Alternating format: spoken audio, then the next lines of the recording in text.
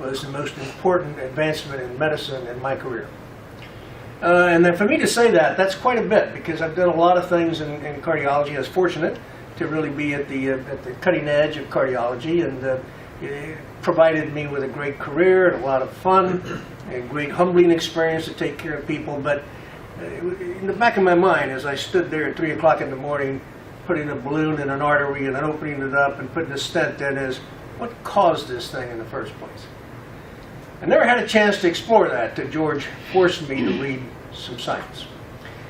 So it takes me back to my first year of medical school, when a man was our lecturer in biochemistry. His name was Philip Handler. And Dr. Handler was a Nobel laureate nominee, and he was just a brilliant biochemist. But he was also one of the most remarkable speakers I'd ever heard in my life. And frankly, about 3 minutes into his lecture, I put down my pencil and just listened. Continuity, the thoughts, the process, and the explanation of science was amazing. Years later, I'm hearing someone on a YouTube and in person talk about Protandim and oxidative stress, and that's Dr. Joel McCord. And Dr. Joel McCord also trained at Duke, where Dr. Handler was and where I went to medical school. And so he trained with Dr. Handler, so he was of that ilk and that silk. And he's a brilliant speaker as well. Not quite as melodious as Dr. Handler, but he's really very good. If you haven't listened to his YouTube, you should, because he's very articulate and very good. So that brings me to where I am today. I'm a cardiologist, a physician, and my avocation, my whole passion has been to take care of people. And so if that's what I want to do, then what can I do that can help everybody? And that is to understand the very genesis and beginning of every disease. So if you were to take a look at a cell and its nucleus, let's label them so you'll remember them. Here's the nucleus. The nucleus is the command center of the cell. It gives out the orders about what the cell is going to be doing today, what products it's going to be making and its machineries. What are the mitochondria going to be doing? There's the mitochondria. What are the mitochondria? Mitochondria are the engines that create the energy. The energy is called ATP. Dr. Handler used that word for the first time with me in 1963. Didn't know what he was talking about at the time, but by God, I do today. So the nucleus sends out the command and says we need to make some carbohydrates today, or we need to make this protein, or that gene, or that chromosome, and that's what happens. How does that happen? That's the discovery, how it all happens. When you and I are born, we have, I'm going to use this as a quantitative number, we have that many antioxidants and this many free radicals. You get the free radicals and the antioxidants from mom, because you have her blood that comes to you through the umbilical cord. And this is wonderful because now you're being nourished. And as we come into life, into the world, we start breathing on our own. So we're not only now on our own from that point of view, but we are creating our own energy source in terms of bringing in oxygen. And when we bring in oxygen, we create energy. And I tell you where the energy was created: mitochondria. So we bring in oxygen with our food substances, take it to the mitochondria, which are little energy factories, and we make energy, but we also make free radicals. So we end up, when we're 30, 35 or so, with this many antioxidants and this many free radicals. That's called oxidative stress. The excess production of free radicals over your ability to neutralize them with antioxidants.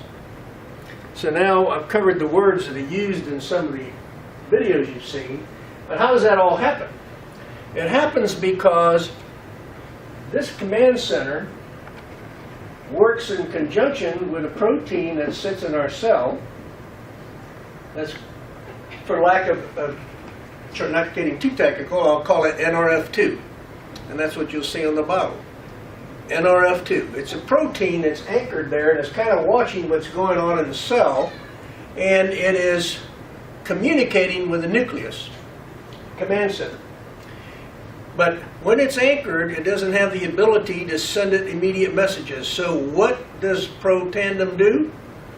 Protandim comes in, and when we take it in, 5 herbs, which we have had in our biosphere from the beginning of time, put together in a certain combination, it activates the release of this Nrf2 and sends the Nrf2 message up to the nucleus, and we have a transcription information going up which says to the nucleus, hey boss, we are overwhelmed with free radicals. We've got to do something about this. Our engines have been busy making more and more proteins to combat the free radicals. What's that called? Inflammation. So when you have free radicals, you get a response from the body called inflammation.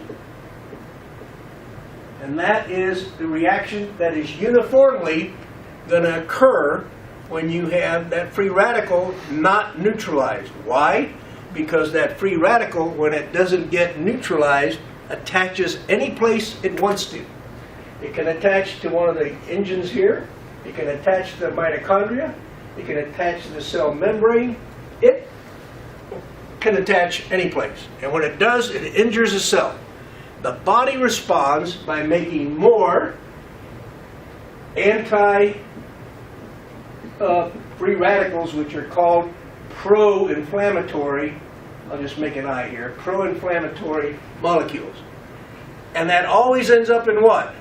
A scar. So this always ends up in a scar, and there you are. Scars replace cells. Too many cells replace organs. That's disease. This is the beginning of all disease.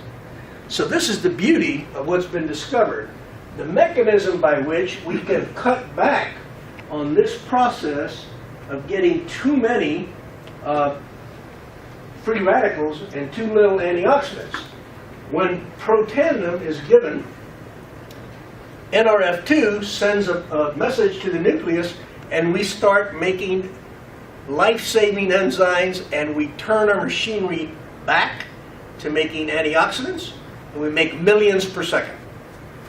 There is nothing we can take in by mouth that will do that. Nothing can replace the beauty of our own cells creating their own antioxidants. So powerful. Now, focus for a minute on this. Is called Nrf2. Well, if there's a 2, there must be a 1. And there is a 1. And the 1 is another transcription factor. And that factor, Nrf1, is a very interesting compound of herbs that activates the mitochondria. Think about this. Who's working the hardest in the cell? The mitochondria. They're producing all the energy. Who gets damaged? Just because it's working. Just like your car engine, mitochondria. So when you give Nrf1, it upregulates the repair of the mitochondria and increases the number of mitochondria. And so you make more energy, and you're more efficient. The cells are more efficient, so you really need to have the Nrf2 molecule there, don't you? Because you're going to make, with more energy and more combustion, more free radicals. So it's a beautiful biochemical cycle in which we take in oxygen to live. We also take in oxygen, and it causes our disease and aging process. The aging occurs when we get all the inflammation at the cellular level. We don't know it till we're a little later in life. And we get scars, and scars replace our tissue. And even cancer can be said to be part of this, because if the repair here with the scar or of the injury is not done perfectly, we can get a new protein, right? And that just takes off by itself, and that's called cancer. So what the discovery is so beautiful, is that we now understand a whole lot more about the mechanism by which our bodies age and the mechanism by which our body can produce protection against aging and disease. Slow down the progression. It will never stop, by the way, guys, until you die. That's when you stop breathing. But you can take a whole lot longer to get there. And interestingly enough, just to give you a little tidbit of the latest paper on this process, they took some mice and they gave them minimal amount of estrogen. They used 2 or 3 different products, and they used Protandim. And they used metformin, something you probably heard about, which is a diabetic drug. And metformin had no effect on cellular life prolongation. There was a 7% increase in cellular, or in the longevity of the mice, not in the cells, in the mouse himself with Protandim. Now, if you're 60 and you get 7% increase, that's another 4.2 years. If you're 75, that's another, you get the picture. So we're going to see more and more of this data because it's going to tell us that the mechanism by which all this occurs and the protection we're getting when we use what nature gave us to begin with, this cycle of plants and animals that live and breathe together and protect each other and are necessary for us to grow and live and exist, is really at work. So the science brought me here. The science sustains me. We have about, I don't know, easily over 1,000 patients, maybe 1,500 on this product now. We recommend it for everyone. Why? Because everyone breathes oxygen. We recommend it for every mammal if you have pets at home, because they breathe oxygen. And we think that this is a beautiful product to take